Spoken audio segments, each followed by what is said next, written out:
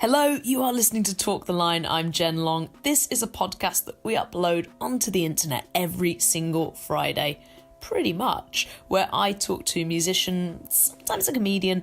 I know I always say that at the start. Sometimes it is, but it is usually a musician about something that they are passionate about. It could be something in the media, it could be some kind of physical activity, it could be a book they've read before. The only thing it can't be is to do with their professions. They can't talk about music. You can check out all our previous episodes at talktheline.blog. Recently, I've spoken to Justin Young from The Vaccines about running and mental health, Kate Nash about Buffy the Vampire Slayer, and Lissy about sustainability and beekeeping. You can follow us on social media at Talk the Line. I think we're on Instagram, we're definitely on Twitter. And if you like this podcast, please do subscribe. It's super easy. Just click that button on your listening device and you'll get a new one every single Friday. Southeast London-born DJ and presenter Jamz Supernova began her career in the drivetime slot on Reprezent Radio, where she made a name for herself serving up music from the next wave of artists and producers across grime, bass, house, hip-hop, trap and more. She's the founder of Future Bounce, which she established as a show at Represents and now runs as a club night which celebrates the very best DJs and artists from across the global DIY scene. Since the age of 19, Jamz has been working at BBC One Extra, where she presents a weekly show, and she's also sat in for the likes of Toddla and Benji B on sister station BBC Radio 1. She has got a busy summer ahead of her this year with her debut appearance at Sonar. She also pops up at Lost and Found, Love Saves the Day, Park Life, Detonate, Ibiza Rocks, Far Festival, NAS and Lovebox. Like many of us, she's a TV box set junkie, and for this episode of Talk the Line, we're discussing the work of Shonda Rhimes, the hugely influential television producer, screenwriter and author who created shows such as Grey's Anatomy and Scandal, affectionately known as the Shondaverse. I think these are my new favourite podcast subjects, TV shows. We did Buffy the other week. Oh wow! Yeah. Because I literally research. I just get to sit and watch Netflix, or YouTube, or Amazon Prime, or whatever. Yeah, I made a whole feature out of it for radio, so now I've got an excuse. What's your feature? It's called Stream Queen, because I am the Stream Queen. So every week, but we kind of theme it. We do an episode, so we get David Rodigan to voice. He'll be like Stream Queen, episode 16, Scandal, or whatever. Yeah. And then each week we theme it. Sometimes it might be themed around an actual TV show, like a launch party or or end a rap party.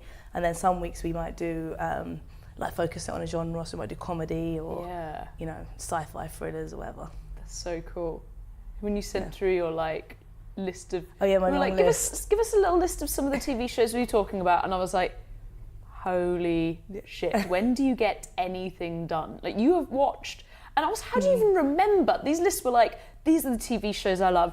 These are the TV shows I mildly enjoyed. These are the TV shows I didn't like so much, but I watched them anyway. And I was just was actually quite cathartic for me. It was just quite good to reflect and look back at what I've achieved. Yeah.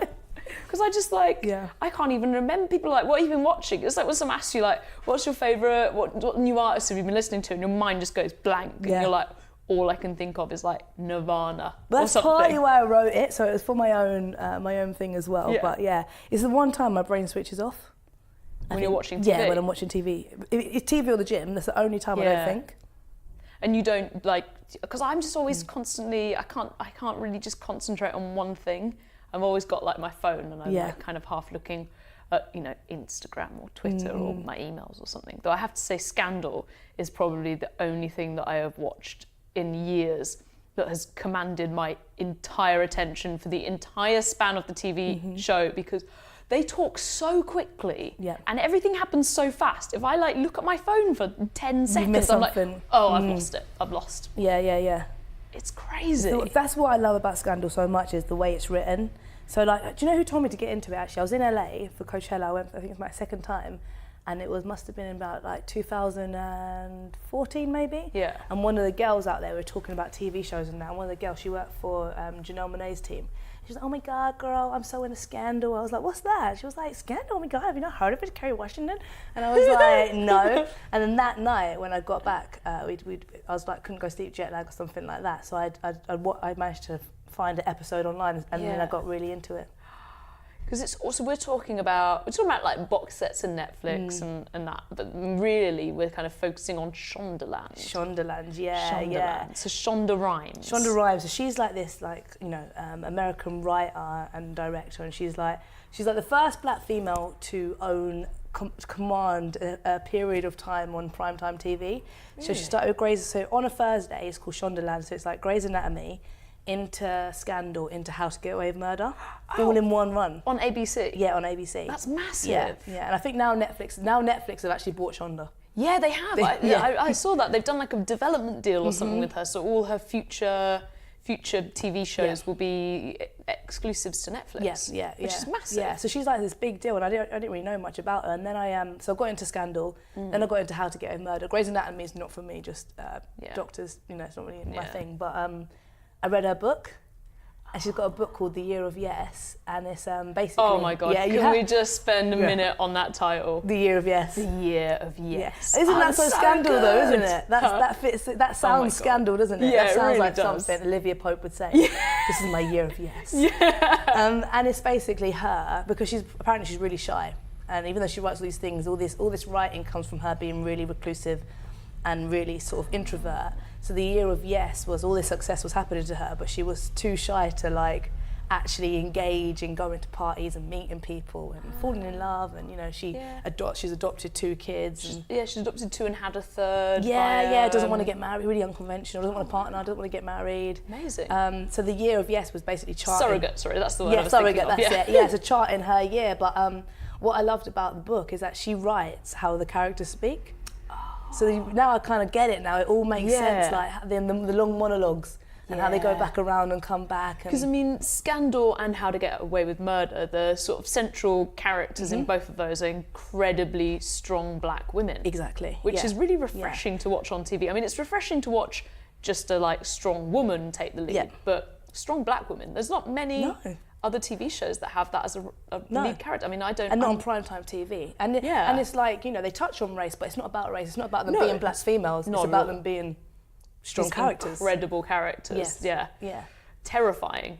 Actually. At times, But then also vulnerable and emotional, and you're not meant to like them all the time. Yeah, of course. I think if you look at something like Scandal, as the seasons have gone on, because now it's in the final season. Right. So it's the last season now. I don't like Olivia Pope anymore. Really? No, I don't like her. She really annoys me. She really angers me. She's not a nice person anymore. Oh, okay, right. They call this thing called wearing the white hat, and the white hat is meant to be the justice, and she's no longer wearing the white hat. I mean, I've only watched a few episodes, but I've heard of the white hat. Yeah. She's dashed it away. It's gone. I mean, I heard of it. That it took me a good sort of couple of episodes to understand what they were talking about, because they talk so fast. They do talk very fast. Really fast. It kind of reminds me of Dawson's Creek, and they used to just have these conversations, and you're like, people in the real world don't talk like that. Well, they kind of do though. Apart from the monologues, because you'd probably get interrupted if you started on a monologue. Yeah. So she started out. She went to university, and then she did script writing courses.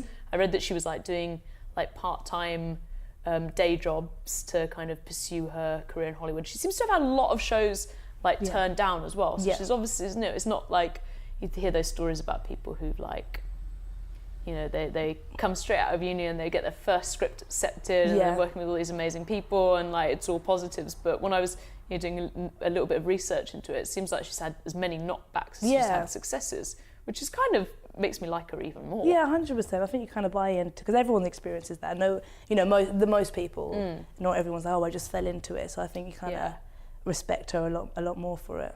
Do you think that's sort of part of the appeal of Shondaland, though? Is it her and her story? And I read she was one of 6 children, and her mother worked a job and then did night school to get a PhD, I think. And she doesn't seem to have come from a particularly privileged background. Yeah. Do you think that's part of the appeal of the shows, or do you think the appeal of them themselves, the appeal of Shondaland, or is it the shows themselves that are the draw? I think it's the shows themselves. Right. Yeah. I think you have to be a real nerd like myself to go and then dig that a bit further. But I think that probably her experiences in life have led to her being able to make such well-rounded characters, such dimensional people, because she's from a dimensional background. She's multifaceted. So I think that she's able to translate that into the characters that she builds, and and that's actually what you notice is that with her script writing, everyone has a story. Everybody in the whole, even if they're not the main characters, they all have a story, which is who they were before, who they are now, who they're going on to be. Right, okay, yeah. That's what really sucks you in. You're invested. Yeah, because I watched a few episodes of How to Get Away with Murder, and every episode was like focusing on a different character, and you got to know their story and their background, etc. But also the way that the show was structured, actually the way all her shows are structured, they all seem to have these, I guess it's kind of like when the adverts come in. Watching it on Netflix, you don't really have like the cliffhanger kind of, it just goes straight into the next bit, doesn't it? But when the screen goes dark, it's always written so well that you're like, I've got to keep watching. And, usually there'd be an ad break there and you'd like either fast forward it or go and make a cup of tea or something. And I like the unconventional way of like the timeline in the episode. So say if I had to get away with murder, each season starts with what happened at the end, and then the whole season unravels of how they got to that point. I was going to ask if it doesn't. I've only watched the first season, but whether it did that throughout. Yeah, it carries on doing that. So all the seasons now of How to Get Away with Murder do that. Right. And then also in Scandal, some of them do work sort of against traditional timelines of this happened and then that happened and that happened. So some of the episodes are just set in the future. What? Yeah, so one of the episodes, it's about Fitz, the president, and it's set like well into the future, and then they'll come back and bring it back. And what I think is quite cool now is that, so on March the 1st, or the first week of March, the two shows are joining. Whoa! This is like when Family Guy and The Simpsons It's crazy, crossed over. yeah. It's like mind blowing. So the bit that I've just got up to, they've just met each other, and then that's where it's ended. So now I've got to wait like 3 weeks or 2 weeks or something to find out what happened. They're cross lines. So wait, so Scandal's based in Washington DC. Yeah. Where's How to Get Away with Murder based? I don't actually know. It's like a university town. Yeah. I don't actually know. It's not. It can't be that far from Washington because they do have a Department of Justice, and there's obviously quite a big. Yeah. Big sort of like court. It's based around court, isn't it? Yeah. So I'm not sure exactly where it's based, but university town. Yeah, and as we were saying before about the like way it's structured, How to Get Away with Murder, the plot where it's like starts at the end and then it jumps. Starts at present day and then it jumps back in time, and then there's so many cutting backwards and forwards. Yeah. I get like a little bit disorientated at times. Yeah, it can have you on edge, but then for me, I kind of like it because then I feel like me and my friend will be texting trying to work out it's like the whole who did it, you know what I mean? That sort of thing. And there's like some bits where it will cut to something that you think you've seen, but it does it from like a slightly different angle, and you learn something new. So again, like I just feel like she writes everything to constantly keep you on your toes. You can't just have your phone on you and be texting a mate. No. You must have to pause it when you type texts. Yeah, or go back, or like I like to do this thing where I'll watch it with my friend, but we're not actually together. So we're both watching it at the same time, and we're like, oh my god, like like chatting and texting as things happen. But yeah, sometimes you do have to pause it. Yeah. And the other thing I like is that you can't be invested too much into anything could happen. So a character that you might really like, it could all go tits up for them, or a love story that you're really willing to work might not ever happen. And how I guess with How to Get Away with Murder, a lot of it feels like a little bit more kind of like teeny, sort of like unrealistic, young adult guilty pleasure. Yeah, totally. Whereas with Scandal, it feels way more like House of Cards political. Are they sort of aimed at different audiences, do you think? Yeah, I'd say so. I definitely say so. Because actually, my my other half, obviously, we've only been together for 3 years. So I've been watching all these programs way before he was on the scene. But only this year he's got into watching it with me. Right. But he's not bothered about How to Get Away with Murder. But he likes Scandal. Yeah. So he's like, I'll watch Scandal with you, but you watch How to Get Away with Murder first. So he's not really into it. But I think if you like House of Cards, then you'll definitely like Scandal. There's another program, the name's gone out of my head now, but it's based around a fixer in LA, but he's like a lot more brutish and a bit more of a thug, but she's like the kind of political version of him. So I think with Scandal it's not so, I don't think with Scandal it's so gender specific, whereas I think How to Get Away with Murder is probably based on more girls. Yeah, I'd say. What's the name of the lead character again? The university lecturer. Annalise Keaton. Yeah. How similar is she and Olivia Pope as characters? I think they're both similar in that they're complex and they're not good or they're not bad. Yeah. They are both bosses. They get it done. Yeah. And they don't mind not being liked along the way. People depend on them both. Yeah. But then sometimes in them depending on them, it means that people turn against them. I think that they're both really, they're actually more similar than now I'm thinking about. They're actually quite similar. So they're both really free in their sexuality in terms of like, if they're going to sleep with someone, they're going to sleep with someone. You know, if by any means necessary, they'll get, you know, they want to sleep with someone to get something done. If they just want to have sex because they want to have sex, they'll do that. So I think that they're definitely similar in those ways. I'd probably say Annalise is probably a lot more. She's been through a lot more, I'd say, in terms of her life. But she's older, so she's been through a lot more. She had a lot more hardships, and you sort of see a lot more of a vulnerable side to her. Like she has a lot more vices, like the alcoholism and things like that. Whereas I think that Olivia Pope, probably we see a bit more of a mask. She likes to be in control a lot. So if she's drinking wine, it's because she's chosen to drink wine, and she's just going to drink wine and eat popcorn for dinner. That's fine.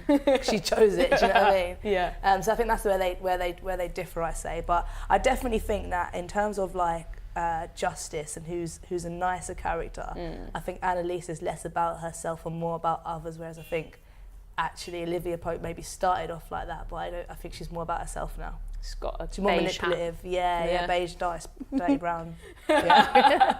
And we did an interview with, we did a podcast with Bright Light a few months back, and he was sort of talking as a gay man watching movies and TV shows. He loves to see the other represented. So he doesn't want to see a straight white man as the like lead role. He wants to see someone who's of a different race or a different sexuality, or even a woman. Like he picked cult movies with a strong female lead as his subject. So he was like Kim Cattrall in Mannequin and things like that. Does it matter to you who the lead is? Like, do you kind of feel like you warm to the shows more because you can see a strong black woman in the lead role versus just like another straight white guy? Yeah, no, I definitely think that representation has been important, because I think up until these shows, I probably couldn't tell you a TV show, maybe apart from the one that Moesha with Brandy and like, you know, really old school TV Sister. Yeah, sister. But you're talking, that's a long time ago. That was when I was a child. So there's a big gap in the middle, because then you had like your Gossip Girls, Pretty Little Liars, and the main females were often very similar looking females. So I think to have representation has always been important, and I think I am probably more invested in them because they are strong black females, and it's written by a strong black female, because it's not something that it's not the norm to me. Do you know what I mean? It's not been the norm. It's funny with like Friends being on Netflix now. I'm watching Friends and you're like, I'm not watching it. No, I boycotted where it. Are all the black people? You lived in New York. Yeah. Like I cannot. No, I've actually boycotted Friends. I know it sounds awful, but every time I see it, I'm like, I'm not here for it, because actually I didn't think of it in that before, and that's what I think we get so used to not seeing ourselves represented, whether you are gay, of colour, with disability. You know, we're so used to not seeing it that we just think it's normal. And it's like I used to really love girls, and I used to love Lena Dunham, and then I was really into it, and then I started to think, actually, hold on a minute, like she lived in New York and she didn't have any black friends, and then she was like, yeah, but I didn't know any black people. So I was like, well, Lena. She does dig herself she really holes, does. doesn't she? I'm not a fan anymore, and I read her book, and I really did like her, but I've deleted the book off my iPad since. But it is important. That's a whole other topic of conversation, that's isn't it? That's another theme. But in terms of, but then also what I do like about Shonda is that in both shows actually they have strong gay characters. So Cyrus Bean in Scandal. He starts off as like the president's right-hand man. Oh! Yeah, so he's like fully gay, and he's like, it sort of explores his sexuality a little bit, and how he was married before, and how he got to that point.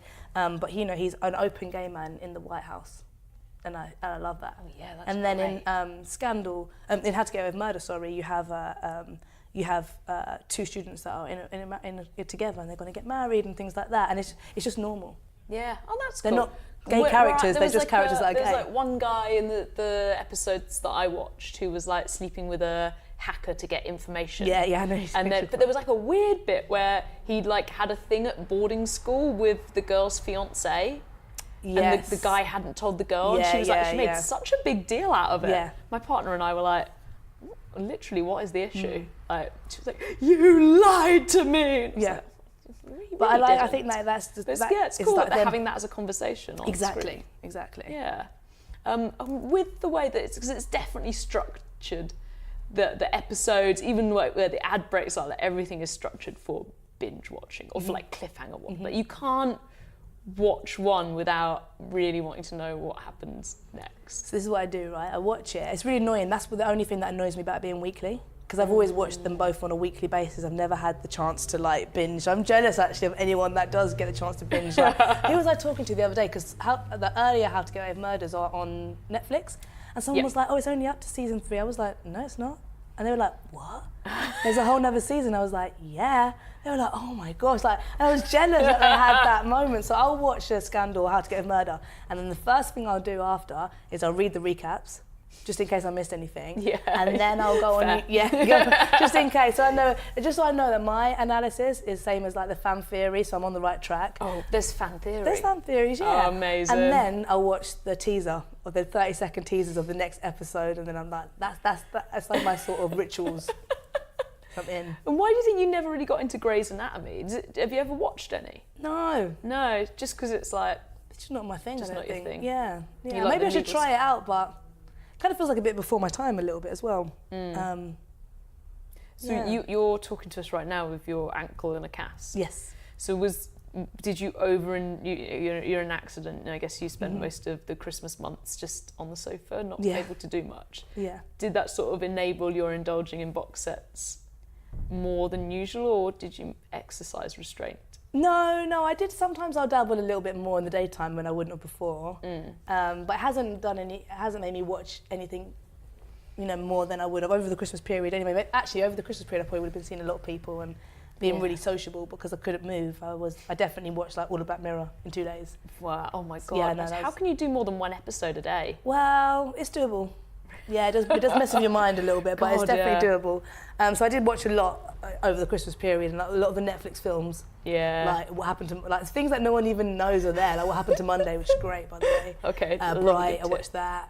And then, but I think what I do, people always like, how do you watch so much stuff? How do you have so much time? But what I'll do is I stay up at late.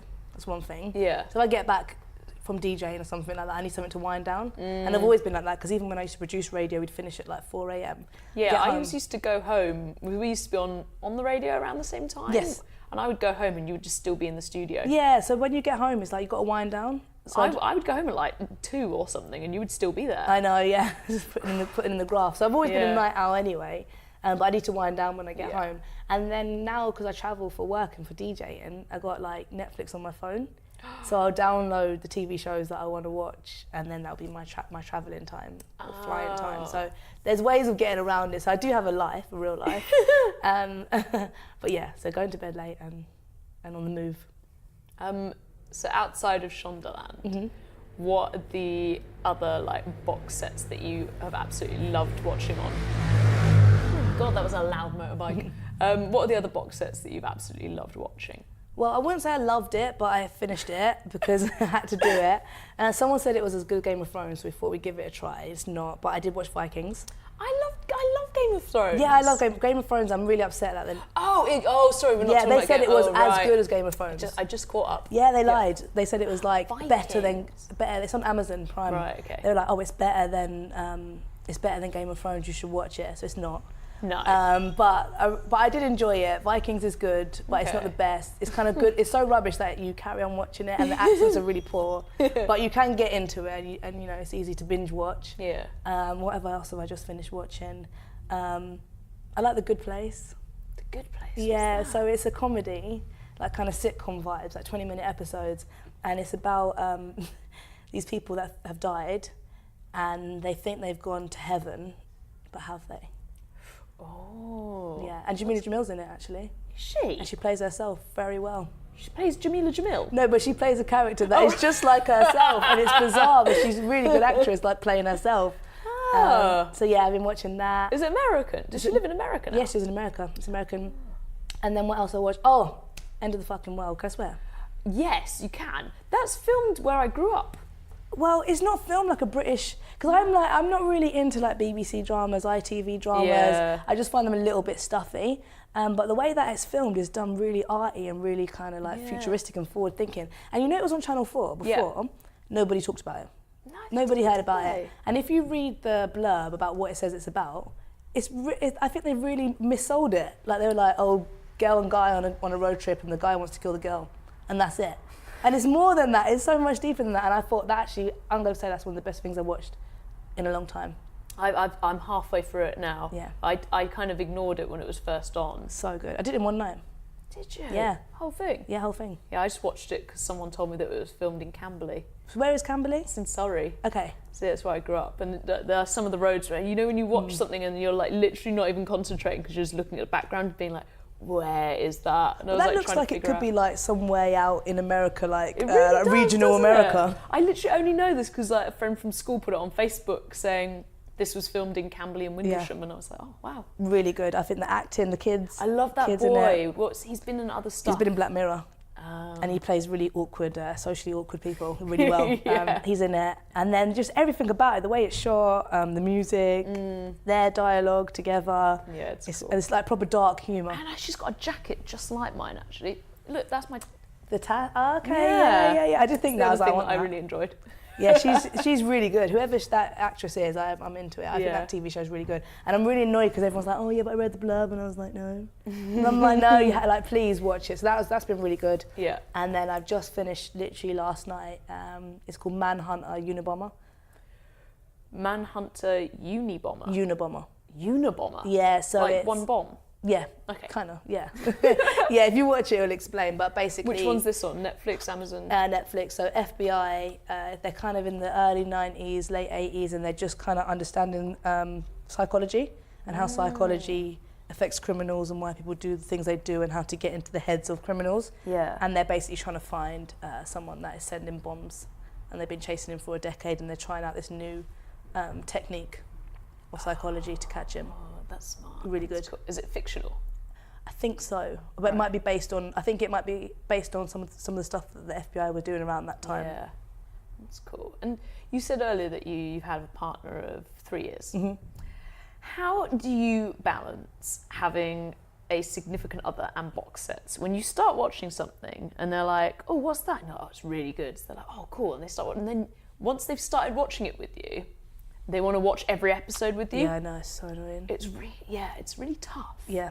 Because then you're at home, because then I feel like I start so many new series, because I'll start watching something and I'll watch it with Soph, and then we'll have to watch every episode together, but then you can only do that when you're together. Yeah. So if she goes out for the night and I'm at home, I'm like, I've got to start a new series now, but I don't want to start anything that I know she'd want to watch, because then we'll have to watch it together. I get the exact same thing. Luckily with Sam, he has an unconventional job as well, so he's a DJ and producer, so we both work hours that are like most people don't work, so we'll both be home maybe in the middle of the day, and that might be like our Saturday afternoon, even though it's like Monday.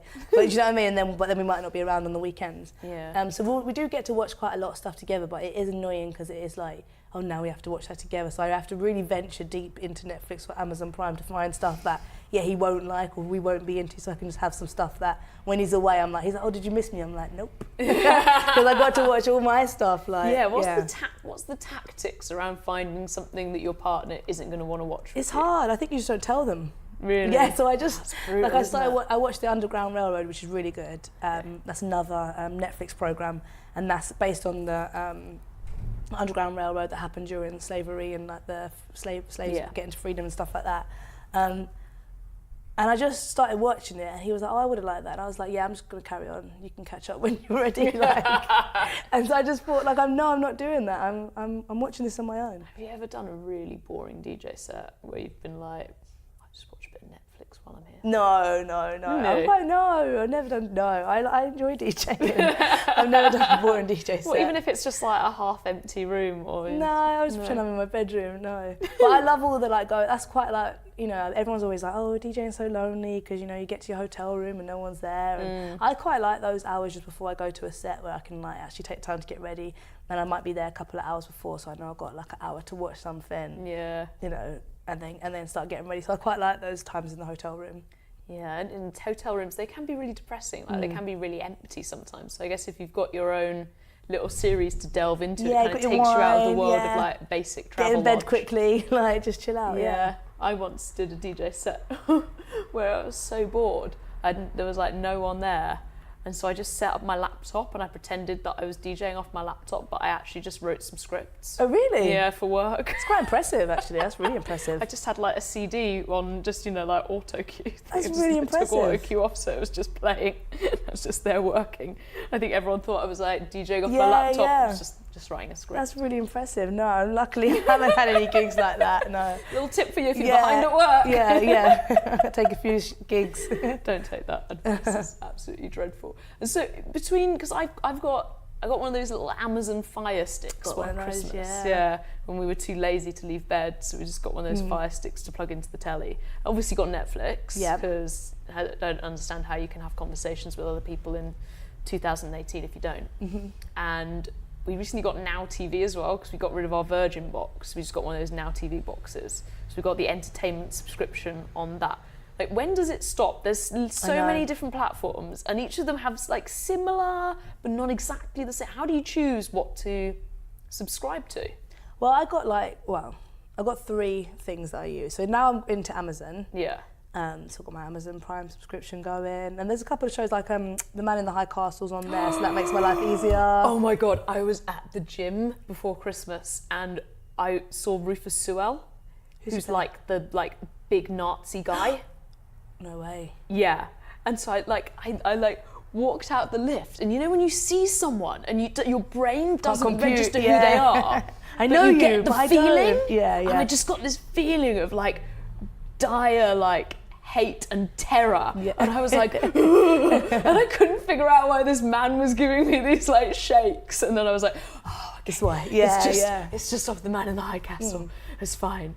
Yeah, no, I love that show. It's a great programme, like really well done as well. But so Amazon Prime's good for things like that, and then obviously on the Fire Stick you can download other back-end stuff to assist you in watching stuff. You can get Netflix on the Fire Stick. Yeah, you can do a lot. You can't get Netflix on Now TV. No, so you can do quite a lot. But I've got a smart TV as well, so I've got Netflix on there, and then I've got this.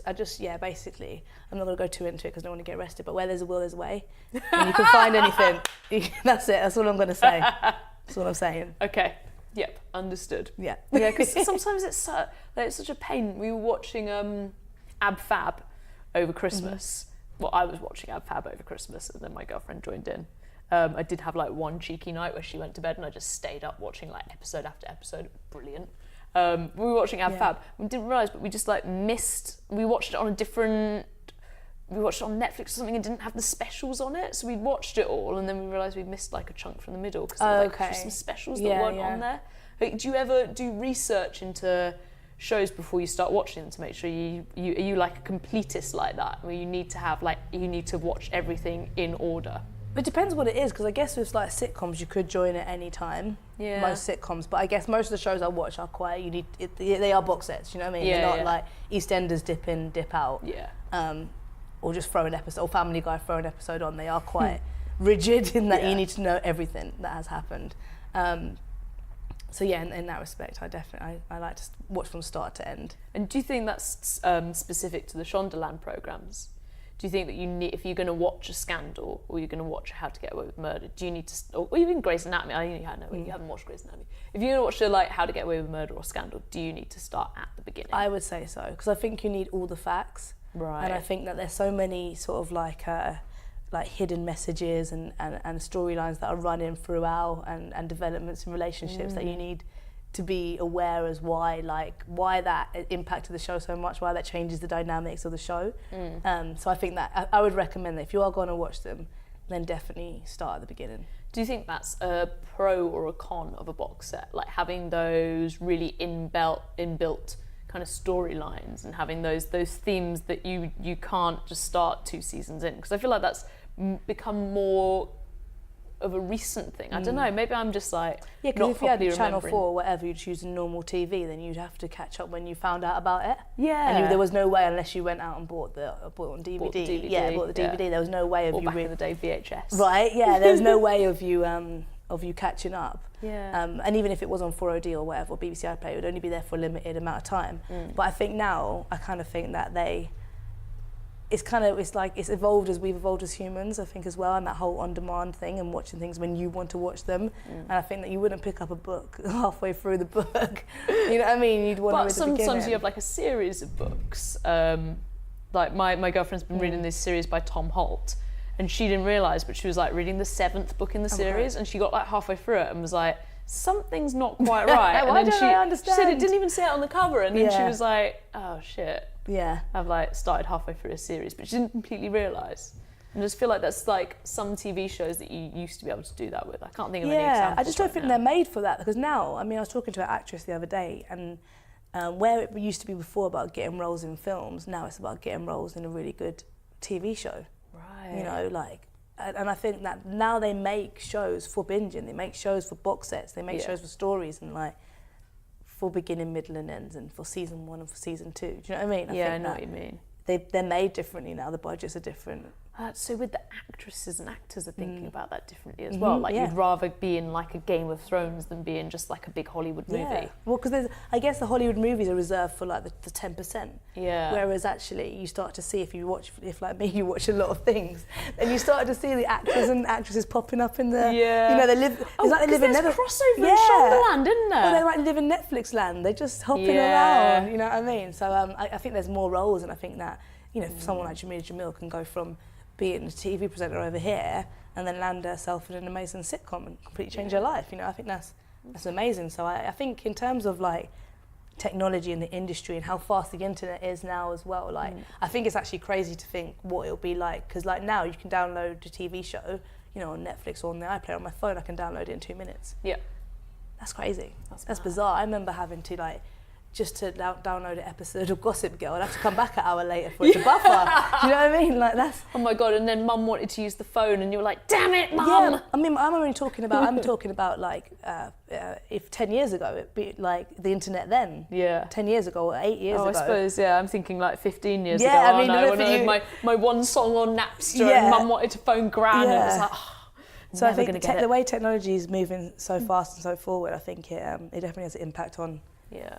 But then also, when you think of like something like Friends, for example, like Chandler Bing is always going to be Chandler Bing. Like I don't feel like I mean, maybe out of them, like Jennifer Aniston's done pretty well building a career in film, and like, you know, Courtney Cox, she was in like the Scream movies, I guess.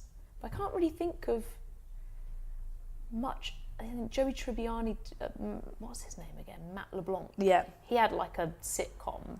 This didn't do too well, people don't talk about it anymore. Yeah. Do you think if you do end up getting one of those, like, in one of those massive TV shows, one of those main characters, do you think it's like great while you're in them, but maybe afterwards you just become that character? I don't know anymore. I'm not sure. Is Olivia Pope in anything else? Kerry Washington. I mean, Kerry Washington loads of things. Yeah, I think. She's all right then. Yeah, she's good. She was doing films and things before, so I think if anything, I kind of think it cemented her as a star. And even Annalise Keaton, who's played by Viola Davis, like she's only now having success, and this show has brought her success a lot later in life. And then since then, she's gone on to star in films with like people like Denzel Washington. She's won a Grammy and Emmy, and you know, a third thing as well. So I think it's a lot less restrictive now, in that you can only play if you get sucked into TV, then you're never going to make it out. I think it's changed. I can't think of anything else to ask you about your box set obsession. Is there anything I've missed? Do you want to do like a run through of like top TV shows for people to check out, or I don't know, because your list. Do you want me to pull up the email you sent? An extensive list. Yeah. So I'll give you my top 5 TV shows to watch in no particular order. I'm not going to include Scandal and How to Get Away with Murder in it, because I think it's self-explanatory. We've sold them. You need to watch them. So my 5 other shows I think you should watch if you haven't watched already, and if you're thinking, oh no, I've missed the chance. No, you've still got time to get into them. I definitely say that you should watch Insecure. I love Insecure. It's got an amazing comedian in it called Issa Rae who wrote it. She's really, really funny, and it kind of follows relationships. And if you love, like, you know, R&B, hip hop, and urban music, then it, you know, you would like a show like Insecure. So I definitely say watch that. Watch End of the Fucking World. Don't let the blurb throw you off. Don't even read the blurb. Just go straight in. Just go for it. And the episodes are like 20 minutes each. There's about 8 episodes. So really, it technically amounts to you watching a film. Yeah. Like Lord of the Rings. So watch End Not of the like Fucking that. World. That's really, really long. Yeah, exactly. Yeah. So watch it's like it. half a Lord of the Rings. Watch it. I would say if you haven't watched Glow, give that a go. I really enjoy that. We talked to Kate Nash the other day. Did she like Glow? Oh, she's in it. She's in it. Yeah. She's in it. Yeah, she's in it. She loves Buffy. Yeah. That was fun. Yeah, I can't relate that she is Kate Nash. It really, really throws me off. So watch Glow. I would definitely say watch Orange is the New Black. Oh, yeah. That's a great show. That's a cult classic, I think. It really is, yeah. It's definitely a cult classic. And I would say get into Game of Thrones, because you'd be surprised how many people haven't given it a go, haven't tried it out. They're like, no, I don't like dragons. You do. You just haven't had the chance to get to know dragons. So they would be my top 5 list. And of course, my bonus 2, How to Get a Murder and Scandal. I was once at a concert, I was on a date, and I was stood next to Piper from Orange is the New Black. What? Yeah. Actually, I would slap her though, so I don't like her. Oh, really? Her character. I said to this girl, I was like, that's Piper. She was like, what? I was like, Piper from Orange is the New Black. She was like, what's that? I was like, no, this is over. Never going to work. It can make or break friendships, Really, but I really feel, did. I feel like they're the top. They're a good 5 to get you going. Okay, but that's cool. Do you want to do any more? Should I just put the full list up? You could do a secret link. You know how shows have an Easter egg in them? So an Easter egg is where the show has a hidden message throughout. So it could be like a Frank Ocean song or something that always gets played. And, you could do an Easter egg link to find in my TV shows of all time somewhere on the Line of Best Fit website. Oh, okay. You have to dig really deep, but somewhere there'll be a Google link. I mean, we'll probably just put it on the show notes. Okay, fine. Okay, fine. I like the idea. I like the creativity of that. Yeah, Thanks very much for talking to us. Cool, good, thank you. Wicked. A big thanks to Jamz. You can catch Jamz on 1Extra every Tuesday at 11 p.m. and weekends from 1 p.m. Also, a big thanks to Strong Rooms for accommodating us. You can find our show notes and previous episodes at talktheline.blog. Don't think we've done one on TV before, except for Kate Nash on Buffy the Vampire Slayer, which is a brilliant, warm and somewhat hilarious listen, so do check that one out if you haven't listened yet. Next week I'm talking to Alexis Taylor, solo artist, also member of Hot Chip on Marimekko, and Voko Nurmesnimi. Probably saying that wrong. It's going to be a great listen. You have been listening to Talk the Line. I'm Jen Long. This podcast is produced by Paul Bridgewater with original music by Seams. It is a podcast from the Line of Best Fit. You can check them out on the internet for all your new music news. If you like this podcast, please do subscribe. You can follow us on social media for episode updates. And if you're feeling really kind, it is a Friday, it's the weekend, maybe you've had a couple of beers, leave us a nice review. See you next week.